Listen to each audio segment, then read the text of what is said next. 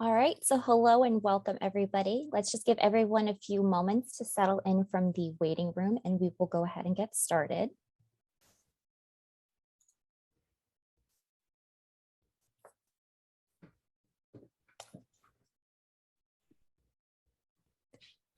All right, so as we allow a few more attendees to join in with us, let's move forward with the program. Again, I would like to say hello and welcome. This is In My Own Words, Holocaust Survivor Stories. This is a series presented in a partnership between the Holocaust Memorial Resource and Education Center of Florida and the USC Shoah Foundation. My name is Kayla Campana. I am the program manager here at the Holocaust Center. Our mission is to use the history and lessons of the Holocaust to build a just and caring community free of anti-Semitism and all forms of prejudice and bigotry. We're located just north of downtown Orlando, and we are currently open 6 days a week and hope you will join us soon in the museum to see our exhibits. Today, I am honored to introduce to you Inge Koele, but first, a quick note for everybody attending today's event. Please feel free to write any questions you may have for Inge in the chat box. If time allows, I'll help to facilitate a couple of those questions at the end of the program. Inge, we welcome you and cannot thank you enough for being here to share your story with us. As you know, I'm going to ask you some questions to guide our time that we have together. If you prefer not to respond to a question, just let me know, we can move forward. And please jump in at any time if you'd like to share anything else with us. Again, Inge, thank you so much for joining us. And if you're ready, we can go ahead and get started. So Inge, I was hoping you could begin by telling us a little bit about yourself and your life and your family prior to 1933. What happened in 1933? Prior to 1933, yeah. Where did you grow up? Where were you born? I was 6 years old, and I came home from kindergarten, and my parents were very upset because Hitler had come to power. So that's what happened first. Then I didn't know anything about it, and it didn't change anything in my life at the beginning. And I think for the first 3 years, I didn't notice any change. The change came later. Then all of a sudden, it said, Jews are not welcome here on benches. And it said that in restaurants. And so we didn't go to any more restaurants, except one was just for Jews. And so that was very different. Yeah. And also I was in a school, in a normal elementary school. Actually, the teachers were nuns.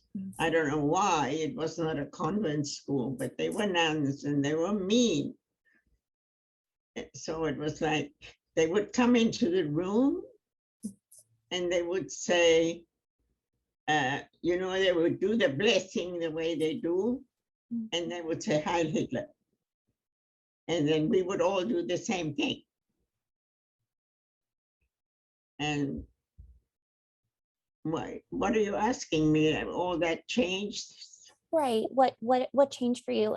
You touched upon how your education changed greatly. It seems like your education seems like it changed. Well, yes, because after I finished elementary school the first 4 years, then there were no more schools except for one boys' school. I don't know why, accepted Jewish people. So we went, my other girlfriends and I, there were 4 of us, we went to this boys' school. So there would be like 35 boys in the class and 4 of us. But sometimes we were in love with the teacher, so that was fine. I remember that. But we also then were called smelly Jews and shut up Jews and stuff like that. That started it. And then all of a sudden we couldn't go to school anymore at all. So then there was no school. And so I think the Jewish families in the town decided we should go to the synagogue. So there was one big room and children of all ages, and that was supposed to be school. Mhm. I can't remember anything except that it was a mess. You know, we didn't, it was like not having school. Mhm. I really missed the year of school altogether after that. Right. So I know at one point you did leave Germany. I believe it was around 1938 or 1939. Where did you go when you left Germany? Well, then when my father was looking, I went to a what's it called? A camp, a summer camp for Mhm. kids that they had in close to Switzerland. Beautiful. Yeah. So I went there and I had a lovely time there, but I've been there before and it was very nice. And at the end of that, all the kids went home, and my father must have talked to the owners of the camp to say, I can't go home. Mhm. I can't go back home. And I said, well, I have to go back home. My clothes, my shoe, my everything I have is at home. Mhm. And they said, you can't go home. And my father wanted me to learn French because he was going to go to Belgium. Mhm. He had a visa to go to Belgium. So, there was no internet. Mhm. So I don't know how he found this place. Mhm. It was a place in the south of Switzerland, in the border of um, Clermont-Montreux, where they spoke French. And there was a school there, but the school was a finishing school for kids of 18, 19. And I showed up there and I was 11. So it was a bit, I didn't really fit into that school at all. But there I was. And I don't think it bothered me. Nobody bothered me. I didn't learn anything. I don't know what I did there. I guess I learned a little French. I learned how to ski. We went in the winter up into the mountains. Beautiful. But so I stayed there, I think, in total, I don't know, maybe 8 months, Mhm. something like that. Mhm. And it was not a hardship. I enjoyed it. And so then, because we couldn't go to the States, Mhm. it was not an option Mhm. because we knew nobody in the States. And if you didn't know anybody in the States, you couldn't come. I'm thinking of that today when they're doing all this with the problem that we're having now. They should have done something for the Jews at that time to get them out of Germany. Nobody did anything about it. Churchill knew about it, Roosevelt knew about it. They did nothing about it. So there we were. I mean, I was not unhappy. I mean, I didn't go to a camp, but a lot of people did. So I ended up by going to England because there my parents got a visa, a non-working visa. In other words, my father was not allowed to work, but we could go.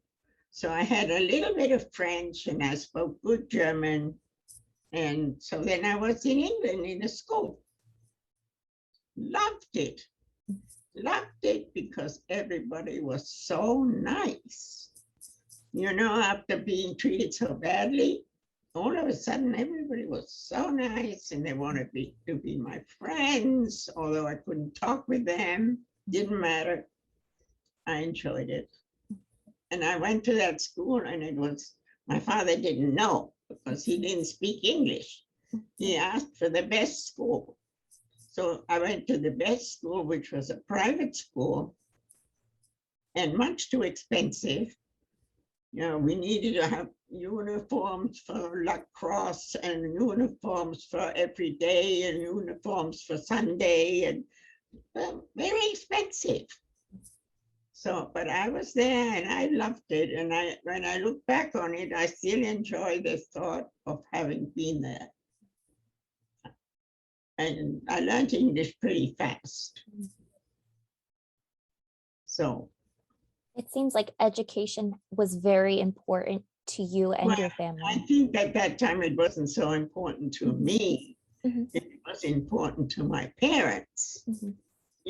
I don't think children of 12, I was 12 by then, I don't think children of 12 think education is so important. I think maybe when they're 15, 16, maybe they think it's important. But at 12, it's like we want to have a good time. And we want to do sports, and we want to have boyfriends or whatever, something like that. I think young people are not that keen on education, but my parents were.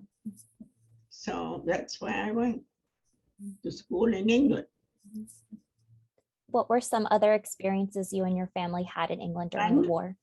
What were some other experiences you and your family had during the war in England? In England, what happened in England was when the war got worse, England was losing the war, and there was a lot of talk about invasion. There was going to be an invasion of England.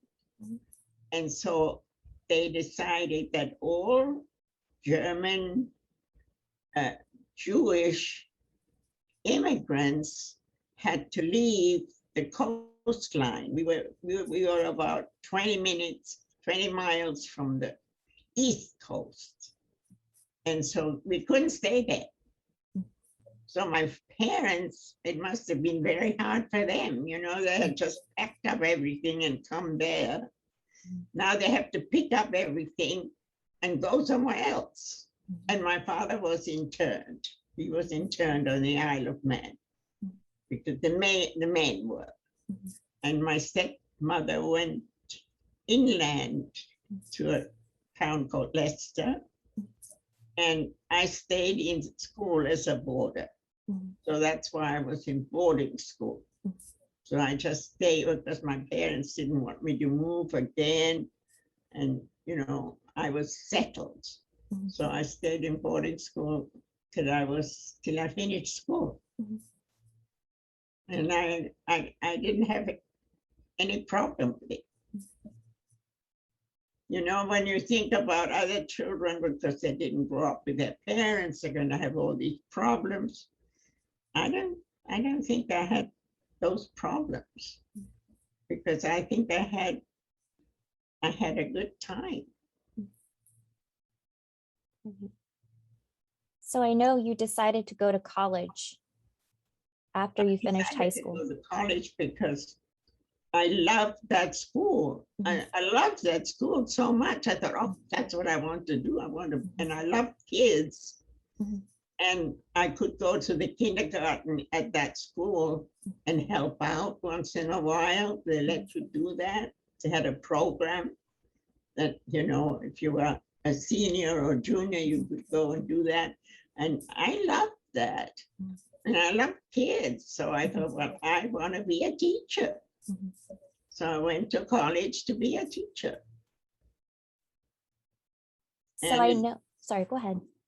No, nothing. I was going to say, I know you did teach in a school, but decided to go abroad to teach, I believe. Why did you decide to go abroad to teach? I taught in Bedford. I taught it. What was the question? You eventually decided to go abroad to teach once you finished school.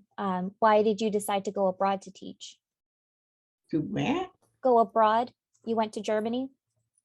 Oh, no, I didn't. No. Not when I went to Germany. No, I went to college in England. In England, correct. And when I finished college in England, the rest of my family all had emigrated to Colombia, South America, Mm-hmm. because that's where they found somebody who would take them in. Mm-hmm. So when I finished college, they invited me to go there. Mm-hmm. And I didn't have a passport Mhm. because I was not German, I was not English. They provided me with travel papers. They called it travel papers. Mhm. And that worked. Mhm. So I went to Colombia to visit Mhm. my grandparents and my family. And I thought that was heaven. Mhm. You know, it was like they had maids and they had pools and they had wonderful food Mhm. and fruits. And they had started a good life down there. Mhm. And so I really liked it a lot. Yeah. But I came back. Mhm. I came back to England. I had a house in England, Mhm. which my father had left because he had died by then. Mhm. So I had to go back and I had to earn some money. Mhm. So I got a job Mhm. at a boys' prep. I always wanted to teach little boys. So I taught at two different boys' prep schools, Mhm. and I liked it a lot. And then my friend and I, she also taught there, Mhm. we decided we need to change. We want to go abroad. Mhm. It was always my dream to go back to Switzerland. Mhm. Well, that didn't turn out exactly right Mhm. because so you know, just like here, I think they had an agency that provided information of which schools are looking for teachers. Mhm. And so I got this correspondence from a general, a Mhm. British general of the army, Germany was divided into four sections: the French, the German, the American, and the British. And so he was in charge of the British section. Mhm. So he was high up general. And he didn't want his kids to go to an army school. He wanted somebody who taught them privately at home. So I went for an interview. I was super excited. An interview in London in one of the big hotels. I had to buy a hat, and I wasn't ready for this. So I had the interview with the general, and then I got the job right there. And I said, so where am I going to live? Oh, you're going to live with us. In the same house where he lived with his, he had a huge house which he took away from the Germans. You would think that his wife would have had an interest in seeing me because I'm going to live there. No, didn't happen. He just gave me the job. So I went to Germany and I lived in the general's house. I taught his kids, two little girls. And at 4 o'clock, I was done because they had a nanny and they had Batman and, other soldiers who did things with the kids. And so I didn't have to do anything else. And I was bored. So I decided I'd buy a car. I couldn't drive. But I had some money because my parents, one of my stepmothers, of which I had several, sold the house that my father had in Germany. So I had some money. So then I bought a car. So that's it. I bought the car, and that's how I met my husband. How did you meet your husband? I met him because the nanny that worked there also. She knew how to drive, and I did not. So she would drive my car, and we would go out to little bakeries or restaurants, in Germany. And they had a little dance floor there, and my husband was sitting right there next to us in the next table. He asked me to dance, and the first thing he said, "You're not really English, are you?" And I was not happy about that. The thing is, he was not Jewish, but his friends were all Jewish. So I think he knew that I was Jewish, or there was something not right about me being English to him. Anyway, that's how I met him, and that's how I married him. So I know you ended up in Colombia and you lived there 43 years. After that, when because he had been in Germany for forced labor, he hated the Germans just as I did. So he didn't want anything to do with Europe. He had job offers in Kuala Lumpur and what was the other one? Casablanca. I said, me? I'm not going there. We're going anywhere, we're going to Colombia. Because I've been there and I think it's a gorgeous place. And that's where we ended up, in Colombia. What did you love most about Colombia? I liked it. It was, let me see, it was first of all the climate. Because the climate in England and Holland, it always rains and it's always dark, you know? In Colombia, it was gorgeous weather. It was like here, but not quite as hot and not quite as damp. And so the climate was lovely. You didn't have need much money, but you had a maid. You know, I didn't have to peel the potatoes or anything. So all of a sudden, it was a completely different life. But I was there with my family. So I liked it, but basically more than anything because I had two aunts there, my grandmother was there, my grandfather had passed away, but I had cousins there. So it was great. Family's important to you. I mean, Hitler did me a favor. Family's important to you. Yeah. Yeah. Yeah. So I know you were there 43 years. I stayed there because I worked in a school there, in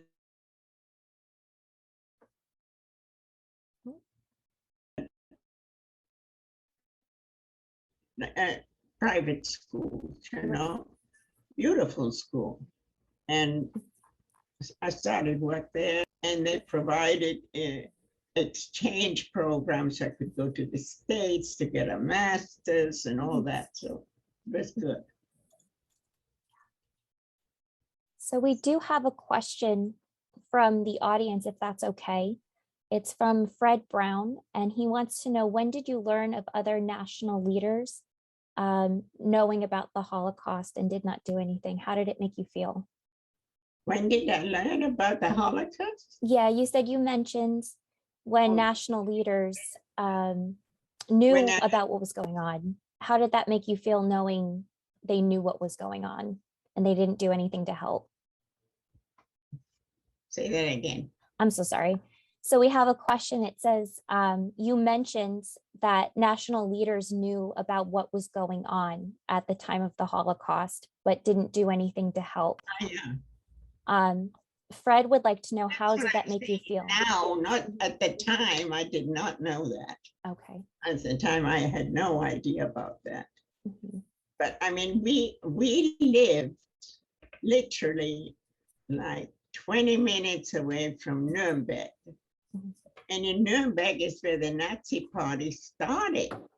And they had all these flags and reunions and what Trump does now, what do you call it?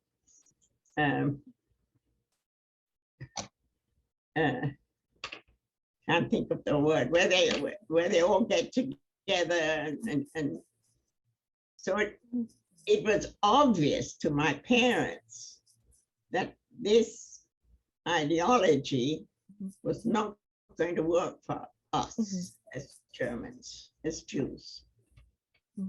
You know, it was obvious, not to me, but to my parents. I mean, I just did what they told me to do.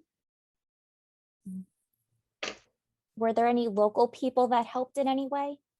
And Were there any local people that helped in any way? I don't think so. I don't know. But I doubt, I don't think so.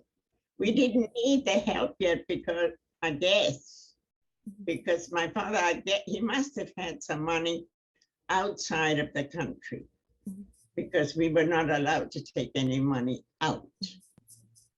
So he must have had money outside.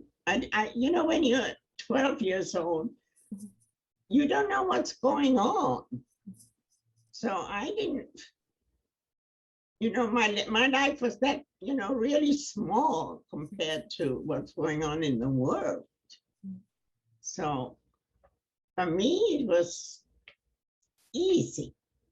For my parents, it was very hard. You know, I think my parents were really scared there was going to be an invasion and he was going to be in a camp. He couldn't protect me. And I was, you know, Jewish. What might happen? But it didn't. So it's a good ending to this story. So since you became a teacher, did you teach your students about the Holocaust? Do I want? You became a teacher. Did you teach your students about the Holocaust? You know, I don't think so. Because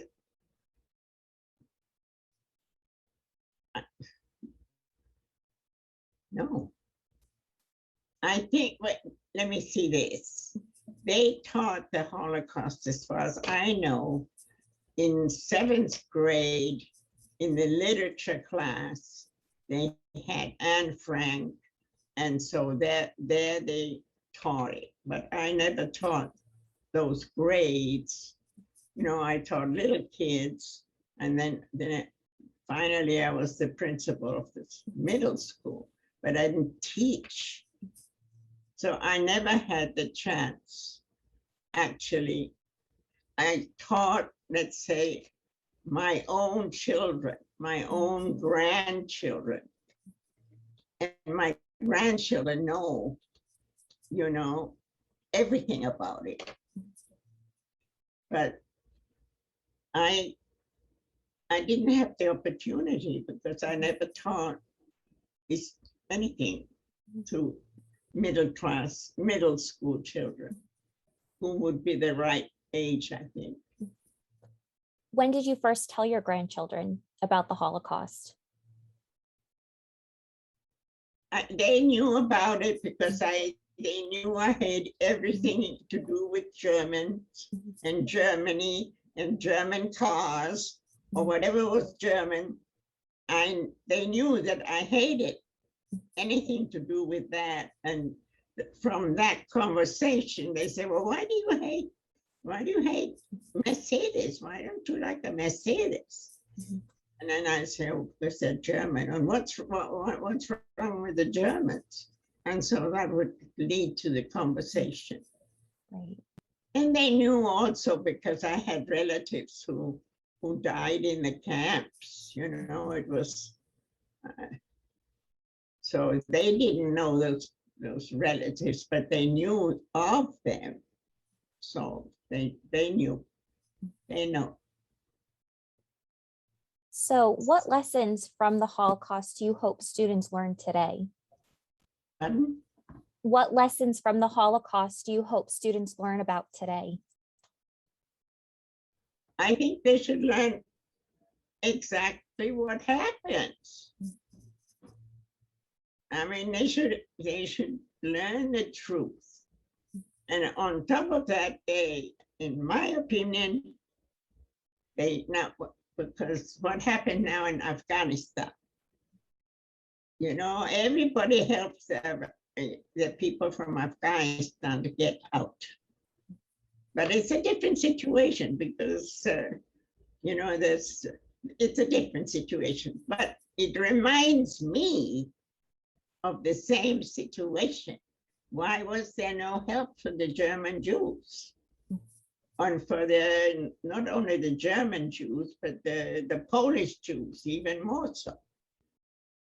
Nobody helped them. I mean, you could get out if you were lucky and if you had some money. Otherwise, you stayed and you died. So, you know, nobody helped. And that's what bothers me today. But now, you know, I'm 94 years old, so it's a different, you know, I can see things differently. So But at the time, no, I just can't get over it. When I see all these Afghans, you know, they help people in Afghanistan and it's a big to do, you know, 12 soldiers. And I feel sorry for them, you know, I have nothing against that. But I mean, millions of Jews were killed, millions, and nobody did a thing. And that's what bothers me today about the Holocaust. And there's nothing much I can do. And I hope, you know, I hope it will never again happen.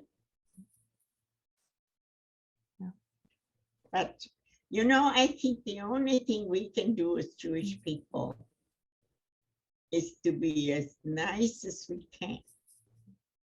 You know, because a lot of people have this idea, you know, Jews are not nice or Jews are, I don't know.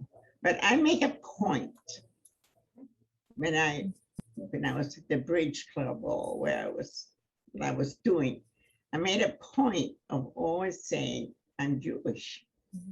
Because I think being an, you know, and people like me, and I think I'm like an ambassador for the Jews in that respect, and we could have a lot of them. You know, all you have to do is be nice. So why do they hate us? Inge, I just want to say we truly appreciate you. We truly appreciate you and the time we've spent together today. Thank you for sharing your story. It's really been my honor to work on this program with you. I also want to thank our audience for being here today with us as well. I do want to make a couple of announcements before we wrap up. After today, all of our attendees will receive an email with a link to take a short survey where you can provide feedback. If you can, please take a few moments to complete this survey. We truly appreciate your feedback on how we can improve on future events. Today's event's recording will be uploaded to our website by tomorrow. Please feel free to share it with anybody who may not have been able to attend live. My colleagues are now posting links into the chat where you can donate to the Holocaust Center and support our mission. Thank you all so much for your financial support to keep these special programs going. And just a few more notes. The museum will be closed on Labor Day, September 6th and September 7th for Rosh Hashanah. We will be working to build our newest exhibit, which will be available for viewing in late September. So please pardon us while we work to bring this exhibit to you. In the meantime, you can come and visit us and see our 2 permanent exhibits. And again, on behalf of the Holocaust Center, again, a big thank you for joining us today. I hope you all stay safe and hope to see you in person at the museum and at our upcoming events. Please have an amazing rest of your day. And Inge, thank you again. I really appreciate you being here. We all do. So I'm sorry I didn't understand what you said. No, thank you for being here today. I do want to say is like, for instance, my children lived Dr. Phillips in that area. I don't think any of them, I don't know, the teachers, I think they sent some of the teachers to Poland and to Auschwitz and to Israel. I don't know if any of their teachers ever went. I think that, that they have a good program there now here at the Holocaust. But doing that, because I think people don't realize unless they actually see it, how terrible it was. And I don't know if they ever had a teacher that actually went. I never heard about it.